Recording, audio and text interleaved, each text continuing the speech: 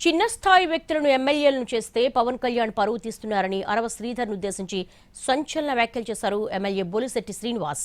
అతడి వ్యక్తిగత విషయాలు పార్టీ మీద రుద్దితే ఎలా అని మీడియా చిట్చాట్లో అన్నారు.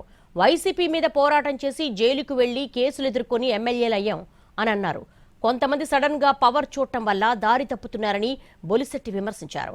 అసెంబ్లీ సమావేశాలకు రావడానికి ముఖం చెల్లటం లేదేమో అని ఘాటుగా కామెంట్ చేశారు. అరవ శ్రీధర్ను అసెంబ్లీకి రావద్దని ఎక్కడా చెప్పలేదని, ప్రభుత్వ కార్యక్రమాలు పార్టీ కార్యక్రమాల్లో మాత్రమే పాల్గొనవద్దని మాత్రమే పార్టీ ఆదేశించిందని అన్నారు బొలిశెట్టి శ్రీనివాస్.